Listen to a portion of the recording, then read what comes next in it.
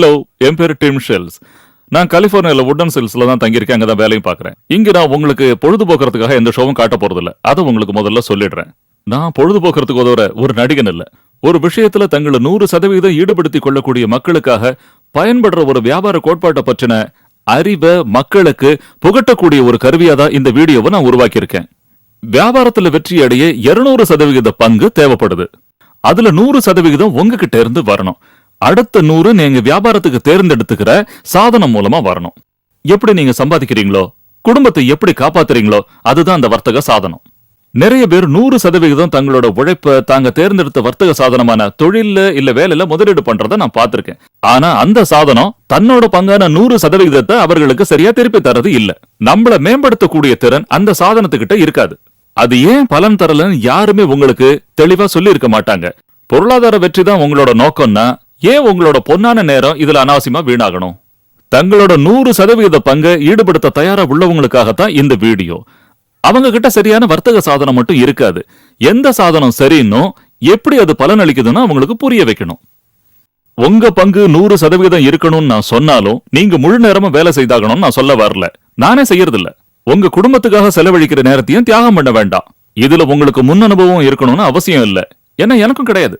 இப்போ நான் உங்ககிட்ட அடுத்து பேச போற விஷயங்கள் தான் உண்மையான பிசினஸ். அதாவது தரமான பொருளோ சேவையோ வாடிக்கையாளர் அடையறத வச்சுதான் ஒரு நல்ல நிறுவனம் உருவாகுது. நீங்க இங்க எதை கத்துக்க போறீங்களோ அதை வச்சு $25 மில்லியன் மதிப்புள்ள ஒரு வர்த்தக அமைப்பை நான் உருவாக்கியிருக்கேன். இதுக்கு முன்னாலேயும் கூட இதே மதிப்புள்ள வர்த்தக அமைப்புகள் உருவாகி இருக்கு. ஆனா என்னோட அந்த அமைப்புக்கு ஊழியர்கள் தேவையில்லை, ஒரு வரவு கணக்கு தேவையில்லை, ஒரு செலவு கணக்கு தேவையில்லை, ஸ்டாக் கிடையாது, ஓவர் ஹெட்டும் கிடையாது. சமீபத்துல ஒரு தொழிலதிபர் கிட்ட நான் அதை சொன்ன போது அவர் கொஞ்சம் யோசிச்சுட்டு இது ரொம்ப ஆச்சரியமா இருக்குன்னு சொன்னார். நான் உடனடியே அவருக்கு பதில் சொன்னேன், ஆச்சரியப்படுறத நிறுத்திட்டு நீங்களும் அதுல இறங்குங்கன்னு. கொஞ்ச நேரம் அமைதியா இருந்துட்டு இதுல ஈடுபடுறது புத்திசாலித்தனமான காரியம்னாரு. நீங்க என்ன செய்யணும்னு நான் சொல்றேன்னா, நான் சொல்ற தகவல்களை வெறுமை கேட்காம பரிசீலனை பண்ணுங்க. வர்த்தக துறையில கெட்டிக்காரங்களும் இருப்பாங்க, அடிப்படையில என்ன பண்ணணுங்கிறது தெரியாதவங்களும் இருப்பாங்க. அவங்களையும் நாம இவங்களுக்கு சமமா முதல்ல கொண்டு வரணும். உங்களோட வியாபாரத்தோட மதிப்பு உங்களுக்கு புரியாத வரைக்கும் அந்த வியாபாரத்தை பத்தி நான் எவ்வளவுதான் விளக்கமா சொன்னாலும் அது உங்களுக்கு கொஞ்சம் கூட புரியாது. நான் எதுக்காக இதை சொல்றேன்னா, ஒரு விஷயத்தை புரிஞ்சுக்காதவங்க கிட்ட என்ன சொன்னாலும் அவங்க ரொம்ப சுலபமா இது பிரயோஜனம் இல்லன்னுடுவாங்க. வர்த்தகத்தை பத்தி தெரியாதவங்களை நாம உயர்த்துறதுக்கு நாம தெரிஞ்சுக்க வேண்டிய அடிப்படை விதிமுறைகள் 4 இருக்கு. முதலாவது, பிரம்மாண்டமா வளரக்கூடிய வர்த்தகத்தை தேர்ந்தெடுக்கணும். ஒரு பொருளை உற்பத்தி பண்றதுல நீங்க உலகத்திலேயே ரொம்ப பெரிய ஆளா இருக்கலாம், ஆனா அது ஒரு விஷயமே இல்ல. ஏன்னா உங்க பொருள் மார்க்கெட்ல வீழ்ச்சி அடைஞ்சா நீங்க எவ்வளவு பெரிய ஆளா இருந்தாலும் வெற்றி அடைய முடியாது. இரண்டாவது, தனித்தன்மையுள்ள நுகர்வோர் பொருளை தேர்ந்தெடுக்கிறது. தனித்தன்மைனா என்னன்னு பாப்போம். உங்க தயாரிப்புல தனித்தன்மை இல்லைன்னா நீங்க அதோட விலையை குறைச்சுதான் சரி கட்டி ஆகணும். குறைச்ச விலையை வச்சுதான் உங்களால வாடிக்கையாளரை கவர முடியும். இதுவே உங்க பொருள்ல தனித்தன்மை இருந்ததுன்னா வாடிக்கையாளரே உங்களை தேடி வருவாங்க. அடுத்தது, வாடிக்கையாளரோட அடிக்கடி தேவை. வாடிக்கையாளர் அடிக்கடி வாங்காத பொருளா இருந்தா விற்பனைக்கு நடுவுல நீண்ட இடைவெளி வந்து உங்களுக்கு வேலை இல்லாத மாதிரி ஆயிடுவீங்க. தொடர்ந்து விற்பனை நடக்கணும்னா அடிக்கடி தேவைப்படுற பொருளை வியாபாரம் பண்ணணும். ஒருவர் டெலிபோனை ஒவ்வொரு தடவையும் பயன்படுத்தும் போதோ, இல்ல இன்டர்நெட் யூஸ் பண்ணும் போதோ, காலையில எழுந்தது பல் தேய்க்கும் போதோ, இல்ல தினமும் குளிக்கும் போதோ, அந்த மாதிரி அடிக்கடி பயன்படுத்துற பொருளை தேர்ந்தெடுக்கணும். அந்த பொருட்கள்ல நமக்கு நல்ல கமிஷன் கிடைக்கும். மேலும் அது நமக்கு தொடர்ந்து கிடைச்சுக்கிட்டேயும் இருக்கும். அடுத்தது, கால நேரம். ஒரு தொழில் வெற்றியடைமாங்கிற நேரத்தை கணிச்சு அந்த தொழில துவங்கணும். ஒரு பொருளாதார சுழற்சி நடக்கும்போது பணத்தை சம்பாதிக்கிற மனிதர்களும் இருக்காங்க, இழக்கிறவங்களும் இருக்காங்க. பணம் சம்பாதிக்கிறவங்க காலத்தால தொழிலோட முன்னணியில இருக்காங்க, இழக்கிறவங்க கால நேரத்தை சரியா புரிஞ்சுக்காதவங்க. எப்படி அவங்களால முன்னுக்கு வர முடிஞ்சது? இதை நாம சரியா பரிசீலிக்கணும். கொஞ்சம் கூட தயக்கம் இல்லாம சொல்லலாம், இன்றைய சமுதாயத்துல பேபி பூமர்ஸ் தலைமுறை தான் எந்த தொழில் வளருங்கிறத நிச்சயிக்கிறாங்க. அதாவது இந்த பேபி பூமர்ஸ் தலைமுறையினர் 1946 இருந்து 1964 இடையில பிறந்தவங்க. அந்த காலகட்டத்தில் அமெரிக்கால 7.5 கோடி மக்கள் பிறந்திருக்காங்க. உலகம் முழுசும் 100 கோடி பேர் பிறந்திருக்காங்க. அவங்களுக்கு எதனால இந்த முக்கியத்துவம் வந்தது? உலக மக்கள் தொகையில 1/3 பங்கு இருக்கிறதோட 65% பணப்புழக்கத்துக்கும் அவங்க தான் காரணம். இதை எப்படி உதாரணமா காட்டலாம்னா, பேபி பூமர்ஸ் ஒரு பாஸ்கெட் பாலாவும் அவங்க நுழையிற துறைய ஒரு தண்ணீர் குழாயாவும் காட்டலாம். அவங்க காலகட்டத்துக்கு ஏத்த மாதிரி அந்தந்த தொழில அவங்க வளர வைக்கிறாங்க. இந்த பாஸ்கெட் பால் தண்ணீர் குழாய்க்குள்ள எந்த இடத்துல இருக்குன்னு உங்களால கணிக்க முடிஞ்சா அந்த தொழில உங்களால மிகப்பெரிய வெற்றியை அடைய முடியும். எந்த காலகட்டத்துல எந்த பொருள் விற்பனை ஆகும்னு அவங்க தீர்மானிச்சதுக்கு சில சரித்திர ஆதாரங்களை நான் தரேன். 1940 இருந்த கர்பருங்கிற நிறுவனம் அந்த காலகட்டத்தில் அவ்வளவு பிரபலம் இல்ல. பிறகு 1955, அதாவது பூமர்கள் பிறந்த 10 வருஷங்கள்ல 180 கோடி மதிப்புக்கு குழந்தை உணவு விற்பனை பண்ற அளவுக்கு வளர்ந்தாங்க. பூமர்கள் பிறந்து நடக்க ஆரம்பிச்ச போது காலணி தயாரிப்பு நிறுவனங்கள் வளர்ச்சி அடைஞ்சது. அடுத்து அவங்க வளர்ந்து பெரியவங்களாய் விளையாடும் பருவம் வந்தபோது பொம்மைகள் தயாரிப்பு நிறுவனங்கள் வளர்ச்சி அடைஞ்சது. 1957 வருஷம் அமெரிக்காவில குழந்தைகளுக்கான பள்ளி தொடங்கி ஒரே வருஷத்துல 12 வருஷங்களுக்கு முன்னாலேயோ பின்னாலேயோ இல்லாதபடி கட்டுக்கடங்காத அளவுக்கு பெருகி பெரிய வளர்ச்சி அடைஞ்சது. அதுக்கு பிறகு பூமர்கள் இளைஞர்களான போது மெக்டானல்ட்ஸ், கென்டக்கி சிக்கன் அவங்களுக்கு உணவளிக்கிறது மூலமாவே பல கம்பெனிகள் பெரிய நிறுவனங்களா மாறிச்சு. பூமர்களோட 20 ல இருந்து 30 வயசுக்குள்ள, அதாவது 1970 ல இருந்து 75க்குள்ள எந்த தொழில் வளர்ந்திருக்கும்னு சொல்லுங்க பார்க்கலாம்? Real estate. ஏன்? அந்த சமயத்துல பூமர்களோட பெற்றோர்கள் அவங்க கிட்ட அடிக்கடி என்ன சொல்லிருப்பாங்க? நீ என் கூட இருக்கணும்னா கடைசி வரைக்கும் நான் சொல்றபடி கேட்டுக்கிட்டு தான் இருக்கணும்னு சொல்லிருப்பாங்க. அதனால பூமர்கள் தனி வீடு வாங்க ஆசைப்பட்டு ரியல் எஸ்டேட் வளர்ந்தது. இன்னைக்கு கூட அந்த வளர்ச்சியை பத்தி அந்த நாள் மாதிரி இன்னைக்கு ரியல் எஸ்டேட் இல்லன்னு பல பேர் சொல்லிக்கிட்டு இருக்காங்க. அதுக்கு பிறகு 1980களோட பின்பகுதியில ரியல் எஸ்டேட்டோட வளர்ச்சி முதல்ல இருந்த அளவுக்கு இல்ல, குறைஞ்சது. பாஸ்கெட் பால் குழாயில ரியல் எஸ்டேட் பகுதியை தாண்டி வந்துருச்சு. இதுக்கு இன்னொரு அடுத்த உதாரணம் அமெரிக்க பங்குச்சந்தை. ஒரு நாள் ஸ்டாக் மார்க்கெட் அனலிஸ்ட் ஒருத்தர் ரேடியோல பேசினதை கேட்டேன். அந்த 15 ஆண்டுகள்ல அமெரிக்க பங்கு சந்தை வளர்ந்த வேகத்தை என்னால இன்னும் நம்ப முடியலன்னு அவர் சொன்னாரு. இந்த 15 வருஷ வளர்ச்சி விகிதம் மட்டும் ஏன் அடிக்கடி வந்துகிட்டே இருக்கு? ஏன்னா பேபி பூமர்கள் 1946ல இருந்து 64க்குள்ளதான் பிறந்திருக்காங்க. அந்த 18 ஆண்டுகள் தொழில் வளர்ச்சியோட முன்பகுதியும் பின்பகுதியும் பிரிக்குது. அந்த வகையில அந்த 18க்கு முக்கியத்துவம் கிடைக்குது. ஒரு தொழில் இந்த 18 வருஷங்களோட முன்பகுதியில தொடங்கிச்சுன்னா அது பிரபலம் அடைய அந்த தொழிலுக்கு முழு 18 வருஷமும் கிடைக்குது. அதுக்குதான் அந்த பாஸ்கெட் பாலோட போக்க நீங்க கவனிக்கணும்னு சொன்னேன். உங்க பிசினஸ், அது எந்த பிசினஸா இருந்தாலும் சரி, எந்த தொழில் வளர்ச்சி அடைஞ்சுக்கிட்டு வருதுங்கிறதையும் எந்த தொழில் வளர்ச்சி அடைய சாத்தியம் உண்டுங்கிறதையும் நீங்க கவனிக்கணும். நீங்க என்ன தொழில் பண்ணிட்டு இருக்கீங்கிறத பத்தி கவலை இல்ல, எந்த தொழிலுக்கு படிச்சிருக்கீங்கிறத பத்தி கவலை இல்ல, ஆனா ட்ரெண்டோட எந்த பகுதியில் இருக்கீங்கிறது முக்கியம். ஒரு குறிப்பிட்ட தொழில படிச்சிருக்கோங்கிறதுக்காக அதிலேயே ஈடுபடணுங்கிற கட்டாயமும் இல்ல. இப்போதைய ட்ரெண்டோட வளர்ச்சியை பார்த்தா பாஸ்கெட் பாலோட போக்குப்படி பேபி பூமர்ஸ் எல்லாம் இப்போ 53 வயசு நெருங்கிட்டு இருப்பாங்க. இத புரியுற மாதிரி நான் நல்லா தெளிவாவே சொல்லிடுறேன். வரப்போற 15 வருஷங்கள்ல ஒவ்வொரு 8 வினாடிக்கும் உலகத்துல ஒருத்தருக்கு 53 வயசு ஆகும். அவங்களுக்கு எதுலெல்லாம் அக்கறை, அவங்களோட தேவைகள் என்ன, அவங்களோட ஆசைகள் என்ன? ஆரோக்கியம், இளமை தோற்றம், எதிர்காலத்தை பற்றிய கல்வி, ஓய்வு, பாதுகாப்பு, பணம். இதெல்லாம் தான் இப்போதைய மிகப்பெரிய ட்ரெண்ட்ஸ். நீங்க புத்திசாலித்தனமா இப்ப பணம் சம்பாதிக்கணும்னு சொன்னா இந்த ட்ரெண்டோட முதல் பகுதியில் இருக்கக்கூடிய தொழிலையும் நிறுவனங்களையும் தான் நீங்க முழு கவனத்தையும் செலுத்தி ஆகணும். 4வது லீவரேஜ். இத பத்தி கொஞ்சம் விளக்கமா சொல்றேன். நம்ம சமுதாயத்துல பொதுவா இத பத்தி பேசுறது இல்ல. வழக்கமா நாம என்ன பண்றோம்? நிறைய படிக்கிறோம், நிறைய பட்டங்கள் வாங்குறோம், நம்மளோட அறிவுத்திறனை காசுக்காக யாருகிட்டயோ அடகு வைக்கிறோம். இதுல பிரச்சனை என்னன்னா, நான் சொன்ன இந்த காரியத்தை செய்யாம போயிட்டோம்னா நம்மளால சம்பாதிக்க முடியாது. அதனால நம்ம கொஞ்சம் கூட ஓய்வு இல்லாம உழைச்சாகணும். பொழுதுபோக்கா ஏதாவது விளையாடலாம்னா அது முடியாது. குடும்பத்தோட கொஞ்ச நேரம் செலவழிக்கலாம்னா அதுவும் நம்மளால முடியாம போயிடும். நாம நினைச்சதை அடையறதுக்காக நம்மளோட திறனை அதிகரிக்கக்கூடிய ஒண்ணுதான் நான் சொல்ற இந்த லீவரேஜ்.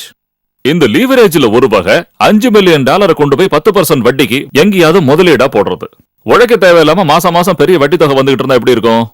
குடும்பத்தோட நிறைய நேரம் செலவு பண்ணலாம், பொழுதுபோக்கா எங்க வேணாலும் போய் விளையாடலாம். ஆனா மாசம் பெரிய வட்டி தொகை மட்டும் வரும்படியா வந்துகிட்டே இருக்கும். உங்க கையில இருக்கிற பணத்தை லீவரேஜா யூஸ் பண்றீங்க. இது எல்லாரும் விரும்பக்கூடிய லீவரேஜ். ஆனா இது சில பேருக்கு மட்டும் தான் இருக்கு.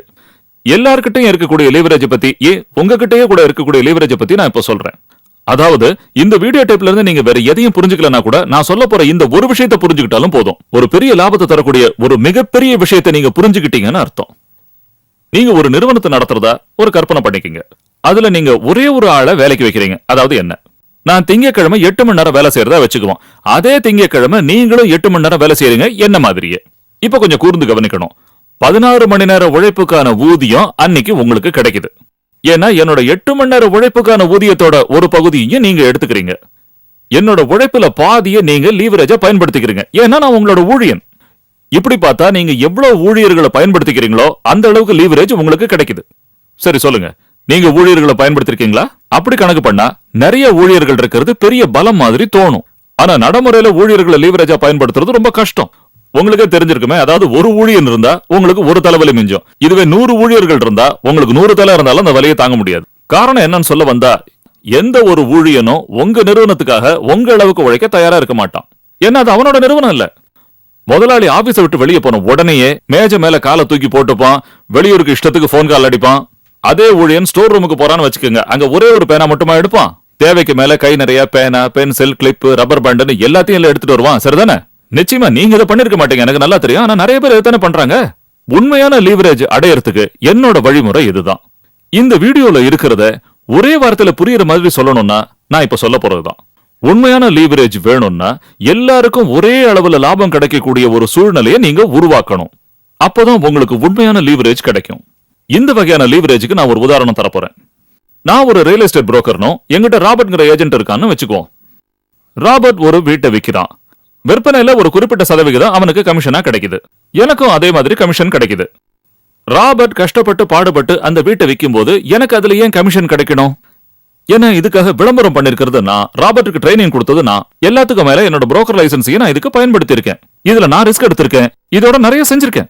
அதனால புரோக்கருங்கிற முறையில எனக்கு கமிஷன் கிடைக்கிறது நியாயம். ஆனா ராபர்ட் எனக்கு கீழே என்னோட ஊழியனா இதுல வேலை செய்யல. அவன் ஒரு தனிப்பட்ட கான்ட்ராக்டர். ஆனா என்னோட லைசன்ஸை பயன்படுத்தி என் பேர்ல அந்த வியாபாரத்தை பண்ணிருக்கான். இதுல இருந்து நான் சொல்ல வருது என்னன்னா, இந்த வீடு விற்பனை விஷயத்துல புரோக்கருக்கும் ஏஜென்ட்டுக்கும் ஒரே அளவுக்கான லாபம் கிடைச்சிருக்கு. ஏஜென்ட் அதிகமா சம்பாதிக்கணும்னு விரும்பினான்னா அவன் அதிகமா உழைக்கணும். அந்த ஏஜென்ட்டோட உழைப்பு புரோக்கருக்கு ஒரு வகையான லிவரேஜ். இந்த உதாரணத்தை பத்தி நான் இன்னும் கொஞ்சம் விரிவா சொல்ல போறேன். ஏன்னா சொல்ல வேண்டிய விஷயங்கள் நிறைய இருக்கு. அடுத்த இந்த விஷயத்தை பத்தி பேசுறதுக்கு முன்னால இதை மட்டும் சொல்லிடுறேன். ஒரு நல்ல பிசினஸ் பத்தி மதிப்பீடு செய்யக்கூடிய 4 முக்கியமான கோட்பாடுகள் இதோட முடியுது. மறுபடியும் சொல்றேன். முதலாவது, பிரம்மாண்டமா வளரக்கூடிய வாய்ப்புள்ள தொழில். இரண்டாவது, தனித்தன்மை உள்ள நுகர்வோர் பொருள். மூன்றாவது, காலமும் நேரமும். நான்காவது, லீவரேஜ். இந்த 4 விஷயத்தையும் நீங்க புரிஞ்சுகிட்டு இருந்தீங்கன்னா ஒரு பிசினஸ் நல்லபடியா மதிப்பீடு செய்ய நீங்க தெரிஞ்சுகிட்டு இருப்பீங்க. அதோட மத்தவங்களோட பிசினஸ் பண்ணக்கூடிய நுணுக்கங்கள் எல்லாத்தையுமே நீங்க தெளிவா புரிஞ்சுகிட்டு இருப்பீங்க. இப்ப நம்ம விட்ட இடத்துல இருந்து தொடர்ந்து பார்ப்போம். ஏன்னா லீவரேஜ் ரொம்ப முக்கியமான விஷயங்கிறத நீங்க தெரிஞ்சுகிட்டு இருப்பீங்க. இதுக்கு மேலேயும் தெரிஞ்சுப்பீங்க. நான் ஏற்கனவே புரோக்கர் விஷயத்தை பத்தி சொன்ன லீவரேஜ்ல ஒரு சின்ன குறை இருக்கு. அது இதுதான். ஒரு புரோக்கரால பல ஏஜென்ட்களை வச்சுக்க முடியும். ஆனா ஒரு ஏஜென்ட்டால அது முடியாது. புரோக்கருக்கு லீவரேஜ் இருக்கு, ஆனா ஏஜென்ட்டுக்கு அது கிடையாது. அதாவது அந்த புரோக்கர் பயப்படுற ஒரு விஷயத்தை ஏஜென்ட் செய்யற வரைக்கும். புரோக்கர் ஆகிய நான் ஏஜென்ட் ஆகிய ராபர்ட்டுக்கு எனக்கு தெரிஞ்ச எல்லா தொழில் நுணுக்கங்களையும் கத்துக் கொடுத்த பிறகு என்ன நடக்கும்? ராபர்ட் கொஞ்ச வருஷங்கள்ல என்ன செய்யணும்னு விரும்புவான்? அவனும் ஒரு புரோக்கர் ஆயிடுவான். இது புரோக்கர் ஆகிய எனக்கு நல்லதா? கிடையாது. அவன் புரோக்கரா மாறின உடனே எனக்கு 2 கெடுதலான விஷயங்கள் நடக்கும். முதலாவது, அவன் என்கிட்ட இருந்து பிரிஞ்சு போயிடுவான். அவன் போன உடனே எனக்கு வரக்கூடிய வருமானம் நின்னுடும். ரெண்டாவது, அதை விட இன்னும் மோசம், அவன் எனக்கு போட்டியா உருவாயிடுவான். ஏன்னா அவனுக்கு நான் பயிற்சி கொடுத்திருக்கேன். என் தொழில் நுணுக்கங்கள் பூரா அவனுக்கு தெரியும். பார்க்க போனா இந்த நிலைமை ரியல் எஸ்டேட் தொழில மட்டும் நடக்கிறது இல்ல. கிட்டத்தட்ட எல்லா தொழிலையுமே இந்த நிலைமை உருவாகுது. நிறைய பேர் உங்ககிட்ட அனுபவத்துக்காக தான் வேலைக்கு சேர்ந்தேன்னு சொல்லி கேள்விப்பட்டிருப்பீங்க. அதுக்கு என்ன அர்த்தம்?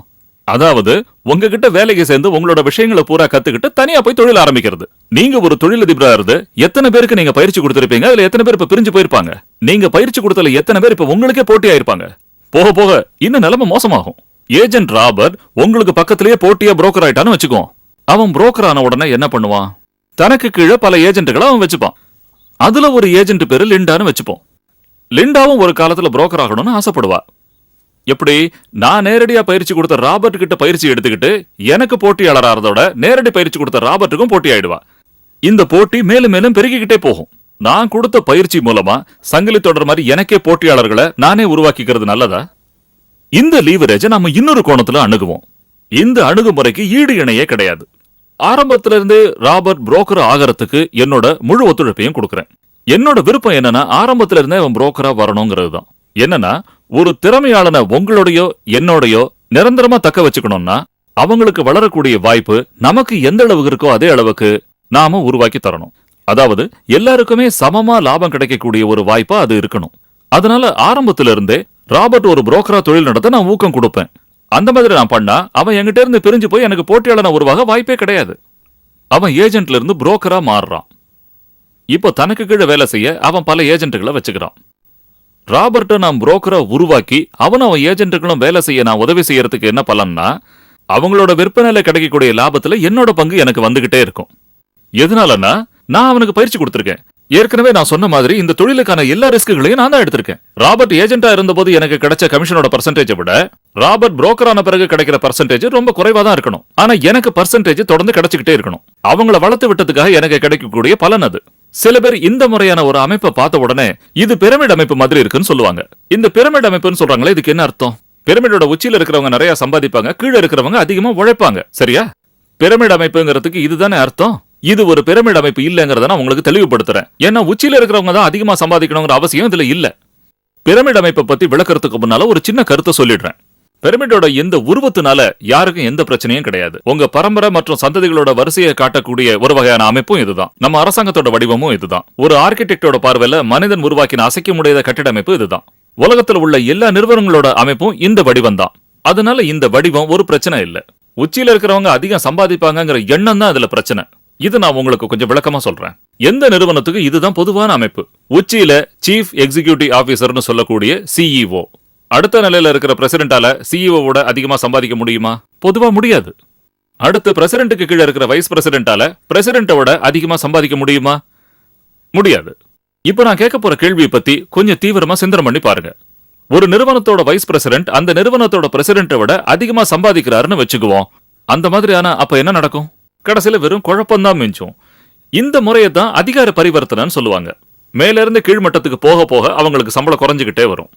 பிரசிடென்ட் வைஸ் பிரசிடென்ட்டுக்கு உத்தரவுகள் போட முடியும். ஏன்னா வைஸ் பிரசிடென்ட்டை விட அவருக்கு சம்பளம் அதிகம். மிடில் மேனேஜ்மெண்ட்ல உள்ளவங்க ஊழியர்களுக்கு உத்தரவு போட முடியும். ஏன்னா ஊழியர்களோட அவங்களுக்கு சம்பளம் அதிகம். அதனால பொதுவா ஒரு நிறுவனத்தோட அமைப்பு இதுதான். மேலிடத்துல இருக்கிறவங்க அதிகப்படியா சம்பளம் வாங்குவாங்க, கீழிடத்துல இருக்கிறவங்க குறைவா வாங்குவாங்க.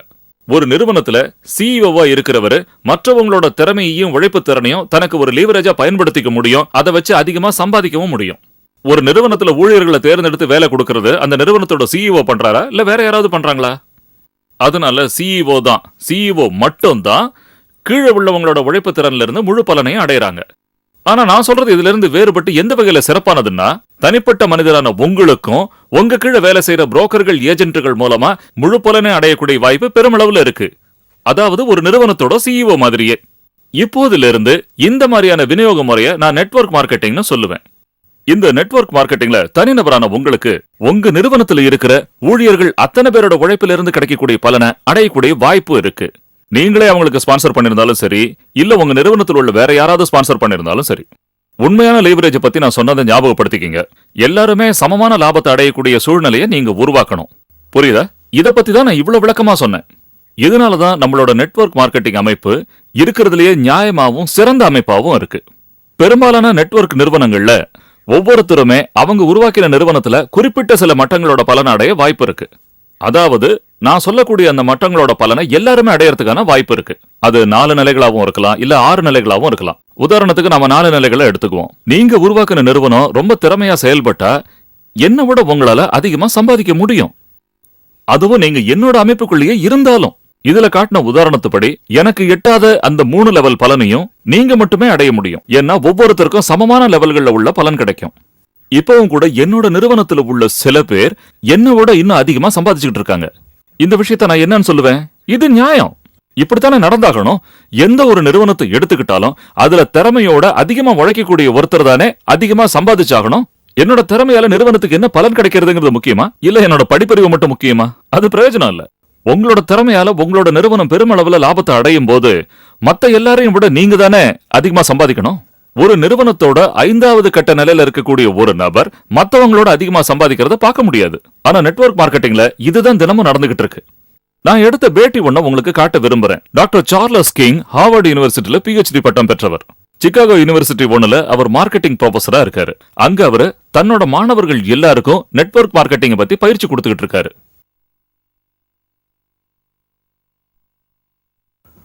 டாக்டர் கிங், உங்களை சந்திச்சதுல ரொம்ப சந்தோஷம். உங்களை சந்திச்சதுல எனக்கும் சந்தோஷம். டாக்டர் கிங், உங்களோட எஜுகேஷன், பிசினஸ் பேக்ரவுண்ட் எல்லாத்தையும் பத்தி கொஞ்சம் சொல்ல முடியுமா? நான் சிகாகோ பல்கலைக்கழகத்துல மார்க்கெட்டிங் பேராசிரியரா இருக்கேன். டெக்சாஸ் ஆர்சன் பல்கலைக்கழகங்கள்ல இளங்கலை முதுகலை பட்டங்களை வாங்கினேன். ஒரு நிறுவனத்துல கொஞ்ச காலம் வேலை பார்த்தேன். அப்புறம் அதுல இருந்து ஹவார்ட் யூனிவர்சிட்டியில பிசினஸ் அட்மினிஸ்ட்ரேஷன் பாடத்துல டாக்டரேட் பண்ணினேன். எல்லாத்த விட முக்கியமா சொல்லணும்னா கடந்த 6 வருஷங்களா நெட்வொர்க் மார்க்கெட்டிங்ல மாணவர்களுக்கு பாடம் நடத்துறதோட ஆலோசகராகவும் இருந்துட்டு வரேன். மரபு சார்ந்த நெறிமுறைகளை பின்பற்றக்கூடிய படிப்பு படிச்சுட்டு வந்த நீங்களும் அப்படித்தான் இருப்பீங்கன்னு நினைக்கிறேன். ஆனா இந்த நெட்வொர்க் மார்க்கெட்டிங்ல எப்படி உங்களுக்கு ஆர்வம் வந்தது? 1990ஆம் வருஷம் அமெரிக்காவில் ஒரு பெரிய பொருளாதார பின்னடைவு ஏற்பட்டுச்சு. மத்திய மேற்கு பகுதி, குறிப்பா சிகாகோல மிகப்பெரிய பாதிப்பு ஏற்பட்டது. அதோட விளைவா கல்லூரிக்கு வந்து வேலைக்கு ஆள் தேர்வு செய்யறத நிறுத்திட்டாங்க. ஒவ்வொரு செமஸ்டர்லயும் நாங்க 100கணக்கான மாணவர்களை பட்டதாரிகள் ஆக்கினாலும் யாருக்கும் வேலை கிடைக்கல. பழைய மாணவர்கள் திரும்ப வந்து எங்க கிட்ட வேலைக்கு உதவி செய்ய முடியுமான்னு கேட்டாங்க. அவங்களுக்கு எங்களால உதவி செய்ய முடியல. என்னோட பேக்ரவுண்ட் பிசினஸ் மேனேஜ்மெண்டா இருந்ததால இத பத்தி நான் ஆராய்ச்சி பண்ண ஆரம்பிச்சேன். அதுக்கு மாற்றா என்ன இருக்குன்னு பார்த்தேன். சொந்த தொழில் செஞ்சு பார்த்தா என்னங்கிற ஒரு முடிவுக்கு வந்தேன். பிரான்சைசிங் பண்ண, மருந்து பொருட்கள் விற்பனை செஞ்சேன். அந்த சமயத்துல தான் நான் நெட்வொர்க் மார்க்கெட்டிங் துறையில நுழைஞ்சேன். அந்த நேரத்துல எனக்கு எதுலயுமே நம்பிக்கை கிடையாது. நெட்வொர்க் மார்க்கெட்டிங்க பத்தி தப்பான எண்ணம் இருந்துச்சு. ஹவார்ட் யூனிவர்சிட்டியில நெட்வொர்க் மார்க்கெட்டிங்க பத்தி எதுவும் சொல்லித்தரல. எனக்கு அதை பத்தி அதிகமாகவும் தெரியாது. அதோட விளைவு, அந்த சமயம் குழுவில் இருந்த ஒரு மாணவன் என்கிட்ட நெட்வொர்க் மார்க்கெட்டிங் மேல ஏன் இத்தனை வெறுப்புன்னு கேட்டான். நான் அந்த இளைஞனை பார்த்து சொன்னேன், தம்பி, எனக்கு போதுமான அளவு எல்லாம் தெரியும், இதுக்கு மேல தெரிஞ்சுக்க வேண்டியதில்லைன்னு. அதுக்கு அந்த இளைஞன் என்கிட்ட சொன்னான், ப்ரொஃபசர், இப்ப நான் உங்ககிட்ட கேட்ட கேள்விய நீங்க என்கிட்ட கேட்டு அதுக்கு நீங்க சொன்ன பதில நான் சொல்லியிருந்தா நீங்க என்ன ஃபெயில் ஆக்கிருப்பீங்க. நான் உடனே அந்த பையன்கிட்ட, தம்பி, நீ சொன்னது சரின்னு, நான் எந்த ஆதாரம் இல்லாம அந்த முடிவுக்கு வந்திருக்க கூடாது, உனக்கு நான் ஏ கிரேட் தரேன்னு. அதுக்கப்புறம் நான் அவனோட லைப்ரரிக்கு போனேன். அடுத்த 6 மாசங்கள் மீட்டிங்குக்கு போனோம். நெட்வொர்க் மார்க்கெட்டிங்க பத்தி அலசி ஆராய்ஞ்சோம். பெரிய நிறுவனங்களுக்கு போனேன். நெட்வொர்க் மார்க்கெட்டிங் லீடர்ஸ் கிட்ட பேசினேன். நான் அதுக்கு தாசனாவே மாறிட்டேன். 1991 யூனிவர்சிட்டியில மார்க்கெட்டிங் கரிக்குலம் பகுதியில நெட்வொர்க் மார்க்கெட்டிங் போதிக்க ஆரம்பிச்சோம். போகுது. இத பத்தி மிக முரண்பட்ட கருத்துள்ளவங்களை சந்திக்கும் போது அவங்களுக்கு என்ன அட்வைஸ் கொடுப்பீங்க? டீம், நான் என்ன செய்யறனோ அதைத்தான் பரிந்துரை பண்ணுவேன். நான் அவநம்பிக்கை நிறைஞ்சவனா இருந்தேன். நான் இந்த தொழிலை பத்தி அலசி ஆராய்ஞ்சி அதுக்கப்புறம் தான் முடிவுக்கே வந்தேன். நான் அழுத்தி சொல்றது என்னன்னா, முழு ஈடுபாட்டோட ஆழ்ந்து புரிஞ்சுகிட்டு நெட்வொர்க் மார்க்கெட்டிங் தொழில்ல நீங்க என்ன பங்கு எடுத்துக்க போறீங்கிறத தெளிவா முடிவு பண்ணுங்க. உண்மையான எதிர்பார்ப்புகளோட நடைமுறையில சாதிக்கக்கூடியதான லட்சியங்களை இலக்கா வச்சுக்குங்க. சீக்கிரம் பணக்காரன் ஆயிடலான்னு மட்டும் எதிர்பார்க்காதீங்க. நீங்க இந்த தொழில நுழைஞ்சிட்டதாலேயே வேலை செய்யாமலேயே நிறைய சம்பாதிச்சிடலான்னு நினைக்காதீங்க. ஆனா அதுக்கு எதிர்மாறா ஒரு எச்சரிக்கை பண்றேன். உண்மையான எதிர்பார்ப்புகள் இருக்கும் என்றால் உங்க வர்த்தகம் வளர வழிகாட்டக்கூடிய ஒரு செயல் திட்டத்தை நீங்க வகுத்துக்கணும். ஒரு காலத்துல முரண்பட்ட அபிப்பிராயத்தோட இருந்த ஹார்வர்ட் யூனிவர்சிட்டி பட்டதாரியோட கருத்து இது. ஆனா இப்ப முழு மனசோட ஈடுபட்டு உண்மையை தெரிஞ்சுக்கிட்டாரு. உலகத்தோட பல முன்னணி விளம்பர நிறுவனங்களோட உரிமையாளர்கள் எல்லாரும் ஒரு விஷயத்துல ரொம்ப ஆச்சரியப்படுறாங்க. நாம பல கோடி ரூபாய் செலவு பண்ணி பெரிய அளவுல பிரம்மாண்டமா விளம்பரங்கள் பண்ணியும் வாடிக்கையாளர்கள் மனசுல ஒரு சின்ன இடத்தை கூட பிடிக்க முடியாத போது சின்ன அளவிலான இந்த நிறுவனங்கள் அவங்க மனசுல சுலபமா இடம் பிடிச்சிருது. அது மட்டும் இல்லாம AT&Tங்கிற டெலிபோன் நிறுவனத்தோட லாங் டிஸ்டன்ஸ் சர்வீஸ்ல 30% பிசினஸ் வால்யூமை நெட்வொர்க் மார்க்கெட்டிங் எப்படி எடுத்துக்கிச்சுன்னு தெரிஞ்சுக்குவீங்க. 1996 வருஷம் எடுத்த மதிப்பீட்டின்படி அமெரிக்காவில் மட்டுமே $2000 கோடி மதிப்புள்ள பிசினஸ் இந்த நெட்வொர்க் மார்க்கெட்டிங் மூலமா மட்டுமே நடந்திருக்கு. மிகப்பெரிய நிறுவனங்களான Gillette, Colgate, Citibank, MCI, IBM, Toyota, Xerox, Texas Instrument, General Motors, General Electricals, Coca Cola இதெல்லாம் தங்களோட சில தயாரிப்புகளை நெட்வொர்க் மார்க்கெட்டிங் மூலமா விநியோகம் பண்ணதான் நான் படிச்சிருக்கேன். இந்த விநியோக முறை எவ்வளவு சக்தி வாய்ந்ததுங்கிறதுக்கு இதுவே ஒரு உதாரணம். நாங்க ரொம்ப பிஸியா இருக்கோம், எங்களுக்கு கொஞ்சம் கூட நேரமே இல்லைன்னு சொல்லிக்கிட்டு இருக்கிற பல பேரை நான் பார்த்திருக்கேன். நேரத்தை அவங்க கட்டுப்படுத்துற மாதிரி இல்லாம நேரம் அவங்களை கட்டுப்படுத்துறதா பல பேர் காட்டிப்பாங்க. நேரமே இல்லைன்னு சொல்றதுக்கு என்ன அர்த்தம்? வாழ்க்கைங்கிற கணக்குல எல்லாருக்குமே சமமா கிடைக்கக்கூடியது நேரம் ஒண்ணுதான். பாருங்க, எல்லாருக்குமே சமமான அறிவு இருக்கிறது இல்ல, எல்லாருக்குமே தொழில் ஆரம்பிக்க சமமான பணம் இருக்கிறது இல்ல. ஆனா ஒரு நாள்ல எல்லாருக்குமே சமமான நேரம் மட்டும் இருக்கு. ஒரு நாளைக்கு தனக்கு இருக்கிற 24 மணி நேரத்தை பயன்படுத்தி வருஷத்துக்கு வெறும் $10,000 சம்பாதிக்கிறோம்னு பார்த்திருப்பீங்க. அதே 24 மணி நேரத்தை பயன்படுத்தி வருஷத்துக்கு $1 கோடி சம்பாதிக்கிறவங்களே உங்களுக்கு தெரிஞ்சிருக்கும். இந்த வித்தியாசத்தை விளக்கமா சொல்றேன். அடிக்கடி நிறைய பேர் இதை சொல்றதை கேள்விப்பட்டிருப்பீங்க. எல்லா வேலைகளையும் அடுத்தவங்க கிட்ட விடுறதை விட அந்த வேலைகளை நாமளே செஞ்சு முடிக்கிறது மேல்னு சொல்லுவாங்க. அந்த மாதிரி சொல்றவங்க என்ன ஆவாங்க? எனக்கு நல்லாவே தெரியும். அவங்க அந்த இடத்துலயே ஆணி அடிச்ச மாதிரி நின்னுடுவாங்க, வளர மாட்டாங்க. அவங்க அவங்களோட நேரத்தை செலவழிப்பாங்களே தவிர அதை ஒரு நல்ல முதலீடா ஆக்க மாட்டாங்க. உங்களுக்கு ஒரு ரகசியம் சொல்றேன். எல்லா வேலைகளையும் தாங்களே செய்யணும்னு நினைக்கிறவங்களுக்கு வளமை கண்ணுக்கே தெரியாது. மற்றவங்களுக்கு பயிற்சி கொடுக்கிற அளவுக்கு பொறுமை உள்ளவங்களை வளமை தானே தேடி வரும். மற்றவங்களுக்கு பொறுமையா பயிற்சி கொடுத்து அவங்கள வளர்த்து விடுறதுனால கிடைக்கிற சக்தி எப்ப நீங்க புரிஞ்சுக்கிறீங்களோ அப்போ உங்க செயல்திறன் அதிகரிக்கிறதோட வளமையை நோக்கின பாதையில நீங்க போறீங்கன்னு உறுதியா சொல்லலாம். இப்போ மத்தவங்களுக்கு பயிற்சி கொடுத்து வளர்த்து விடுறதுனால உங்களுக்கு என்ன பலன் கிடைக்கிறதுங்கிறத சரியா புரிஞ்சுக்கிட்டு அதே கோணத்துல நெட்வொர்க் மார்க்கெட்டிங் பார்த்தா இது பிரில்லியன்ட் காம்பன்சேஷன் நான் ஏன் சொன்னேங்கிறதும் புரியும். உங்களோட வருவாயை உருவாக்க நீங்க தான் பிரதானங்கிற ஒரு அவசியம் இல்லாம பண்றதுதான் இந்த நெட்வொர்க் மார்க்கெட்டிங்கோட தனிச்சிறப்பு. ஏன்னா அந்த நெட்வொர்க் மார்க்கெட்டிங்ல உங்களை மாதிரியே செயல்படுறதுக்கு பல பேருக்கு நீங்க பயிற்சி கொடுத்து அவங்கள உருவாக்குறீங்க. அதாவது உங்களை அப்படியே மத்தவங்கள டூப்ளிகேட் பண்றீங்க. அதாவது நீங்களே அப்படியே பல மடங்கா பெருகுறீங்க. ஏன்னா மத்தவங்களை ஸ்பான்சர் பண்ணவும் பயிற்சி கொடுக்கவும் நீங்க உங்களை தயார் பண்றீங்க. நான் ஒன்னு அடிச்சு சொல்லுவேன், உங்களோட ஆன்மீக வளர்ச்சிக்கும் குடும்ப வளர்ச்சிக்கும் அடுத்தாப்ல உங்களோட நேரத்தை நீங்க நெட்வொர்க் மார்க்கெட்டிங்ல முதலீடு செஞ்சா அது ஒன்னால மட்டும்தான் உங்க வாழ்க்கையில உங்களுக்கு தேவைப்பட்ட எல்லாத்தையும் தர முடியும். நீங்க அப்படியே அசந்து போய் நிக்கிற மாதிரியான ஒரு விஷயத்தை உங்களுக்கு சொல்ல போறேன். ஒரு நாள்ல உங்களால அதிகபட்சம் எத்தனை மணி நேரம் வேலை செய்ய முடியும்? 24 மணி நேரம் தான். நாள் பூரா தூங்காம தொடர்ந்து வேலை செஞ்சா ஒரு நாளைக்கு 24 மணி நேரத்துக்கு வேலை செய்ய முடியும். ஒரு வருஷம் முழுசும் அது மாதிரி உழைக்க முடிஞ்சா, ஒரு வருஷம் பூரா நீங்க தூங்காம உழைச்சா அந்த வருஷத்துல 8760 மணி நேரம் உங்களால உழைக்க முடியும். ஒரு வருஷத்துல உங்களால அதிகபட்சம் உழைக்க முடிஞ்ச நேரம் அவ்வளவுதான். இப்போ உலகம் பூராவும் என்னோட நிறுவனத்துல 56,000 பேர் வேலை செய்யறாங்கன்னு கொஞ்ச நேரம் முன்னால நான் உங்களுக்கு சொன்னதை இப்ப ஞாபகப்படுத்துறேன். அந்த 56,000 பேரும் வருஷத்துல 1 மணி நேரம் மட்டும்தான் வேலை செய்யறாங்கன்னு நாம வச்சுப்போம். 56,000 பேரு வருஷத்துக்கு 1 மணி நேரம் மட்டும் தான் வேலை செய்யறாங்கன்னு வச்சா எனக்கு வருஷத்துக்கு 56,000 மணி நேரத்துக்கான வருமானம் வந்துகிட்டு இருக்கு. அதே 56,000 மணி நேரத்துக்கான வருமானத்தை தனியாளா ஒருவர் அடையணும்னு சொன்னா ஒரு நாளைக்கு 24 மணி நேரம் வீதம் 6 வருஷத்துக்கு ஒரு நாள் கூட தூங்காம வேலை செஞ்சாகணும். அப்பதான் வெறும் 1 மணி நேர வேலையில நான் அடையக்கூடிய வருமானத்தை அவரால அடைய முடியும். ஒரு தமாஷான கணக்கு ஒண்ணு போட்டு பார்ப்போம்.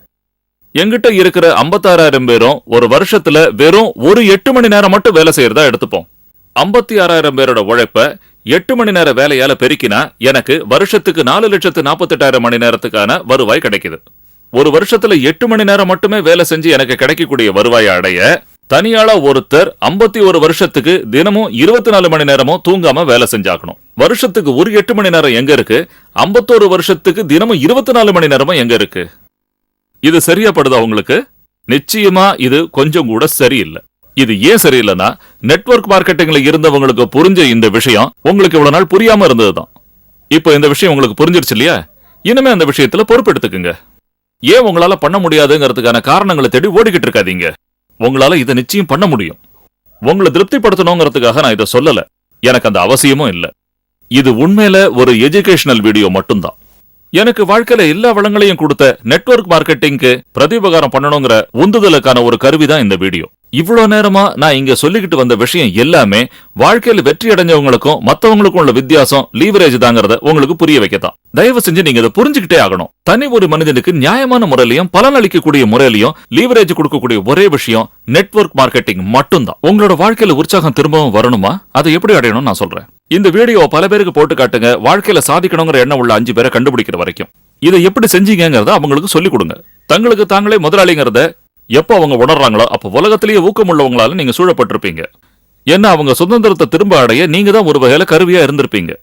உங்களோட வாழ்க்கையே பேரானந்தமா மாறி இருக்கும். ஏன்னா உண்மையான மகிழ்ச்சி எப்போ வருதுன்னா வாழ்க்கையில பல பேருக்கு பெரிய அளவுல முன்னேற நம்ம உதவியா இருக்கும் போதுதான். முதல்ல ஒரு பேப்பர் பேனாவை எடுத்துக்குங்க. வாழ்க்கையில உங்களுக்கு என்ன தேவைங்கிறத அதுல எழுதுங்க. இந்த வீடியோவை உங்களுக்கு கொடுத்தவங்கள நினைச்சு பாருங்க. அவங்க கிட்ட நீங்க ஏயா பியா சியாங்கிறத சொல்லுங்க. சீனா கொடுத்ததுக்கு ரொம்ப நன்றி, அப்புறம் பார்க்கலாம்னு சொல்றது. இதெல்லாம் எங்களுக்கு ஒன்றும் பிரச்சனை இல்லை. ஏன்னா இந்த வீடியோவை கொஞ்சம் பாருங்கன்னு சொல்லி உங்ககிட்ட கொடுத்தவங்களோட உங்களுக்கு இருக்கிற உறவு முறை தான் எங்களுக்கு ரொம்ப முக்கியம். இல்ல நீங்க பியா உள்ளவங்க எனக்கு நம்பிக்கை இருக்கு, ஆனா எனக்கு சின்ன சின்ன சந்தேகங்கள் இருக்கு, அந்த சந்தேகங்களை மட்டும் தெளிய வச்சிருமாங்க. காலம் கடத்தாம அதை செஞ்சிருங்க. எதனால இதை சொல்றேன்னா நம்மளோட வெற்றியை தடுக்கக்கூடிய முதல் எதிரி இந்த காலம் கடத்துறது தான். பொதுவா பல பேர் ஒரு வேலையை நாளைக்குன்னு தள்ளி போடுவாங்க. ஆனா மறுநாள் அதுக்கான நேரம் வரும்போது உண்மையில அதை செய்வாங்களான்னு பார்த்தா அது சந்தேகம் தான். நான் சொல்ல வருது உங்களுக்கு நல்லாவே புரியும். நான் இந்த வேலையை செஞ்சு முடிச்சதும் எனக்கு நிறைய நேரம் கிடைக்கும், அப்போ நான் அந்த வேலையை செய்யறேன். என் பையனுக்கு ஸ்கூல்ல அட்மிஷன் கிடைச்ச உடனே இந்த வேலையை நான் செஞ்சிடறேன். இதெல்லாம் வெறும் பேச்சோட நின்னுடும். நீங்களும் அவங்கள மாதிரி ஆயிடாதீங்க. சந்தேகத்தை உடனே தீர்த்துக்குங்க. இல்ல நீங்க ஏயா அப்படின்னா எனக்கு ரொம்ப பிடிச்சிருக்குன்னு சொல்லுவீங்க.